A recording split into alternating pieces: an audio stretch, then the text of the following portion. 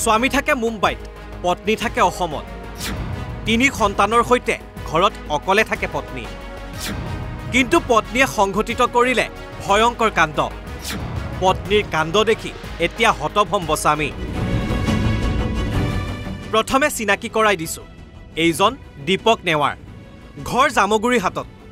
এইগৰাকী দীপকৰ সুন্দৰী পত্নী। দুয়োৰে আছে 2 পুত্ৰ সন্তান আৰু আছে এটি কন্যা সন্তানো। স্বামী দীপক নেৱাৰ কৰ্মসূত্ৰে মুম্বাইত থাকে। ঘৰত 3 সন্তানৰ সৈতে অকলে থাকে পত্নী। সুখেৰে চলি আছিল তেওঁলোকৰ সংসাৰ। আৰু স্বামী নথকাৰ সুযোগতে পত্নীৰ জীৱনত এণ্টি মাৰে এইজন যুৱকে। যুৱকজন গোলাঘাটৰ গণেশ ছেত্ৰী। স্বামীৰ অনুপস্থিতিত সুন্দৰী পত্নীৰ ওচৰলৈ সঘন অহা যোৱা চলিছিল গণেশৰ। আৰু তাৰ মাজতে 23 ফেব্ৰুৱাৰীৰ সন্ধিয়া হঠাৎ 18মহীয়া কন্যাক কোলাত লৈ ঘৰৰ পৰা নোহোৱা হ'ল এইগৰাকী সুন্দৰী পত্নী। আৰু তাৰ পাছতে স্বামী গৃহত লাগিল হাহাকাৰ। স্বামীয়ে অভিযোগ কৰা অনুসৰি পত্নীয়ে লগত লৈ গৈছে নগদ 1 লাখ টকা, 2 বেগ কাপোৰ, 3 লাখ টকা মূল্যৰ গহনা।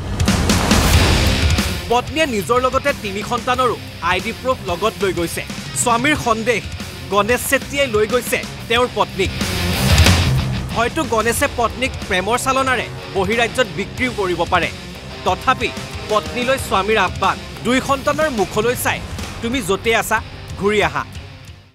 য'ত আছে অলপ সোনকালে আহিবৰ কাৰণে আহ্বান কৰোঁ। আৰু য'ত আছে যে অতি সোনকালেতকৈ সোনকালে অহা আহ্বান কৰিছোঁ।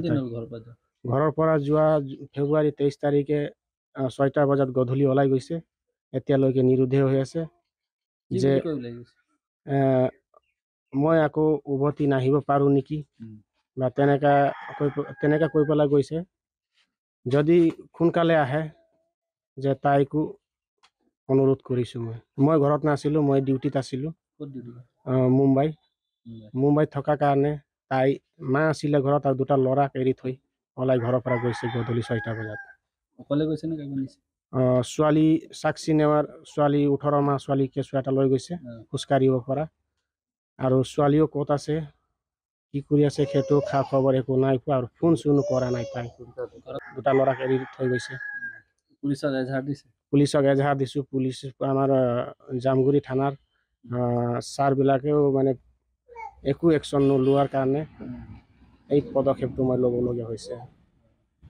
সন্দেহ কৰিছে নেকি তুমি? সন্দেহ গোলাঘাট লেটকুৰ গণেশ ছেত্ৰী বুলি সন্দেহ কৰা হৈছে যে তাৰ ওপৰত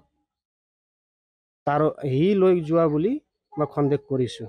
গহনা পাতি প্ৰায় 3 লাখ টকা মানৰ গহনা লৈ গৈছে, 1 লাখ টকা মানৰ কেছ লৈ গৈছে। আৰু প্ৰায় ল'ৰা 2টা ID প্ৰুফো লৈ গৈছে আৰু ছোৱালীৰ ID প্ৰুফ আৰু তাই নিজৰ ID প্ৰুফটো আৰু 2 বেগ কাপোৰ লৈ গৈছে তাই। স্বামী দীপকে জামগুৰিহাট থানাত দাখিল কৰিছে এজাহাৰ। আৰক্ষীয়েও অব্যাহত ৰাখিছে তদন্ত।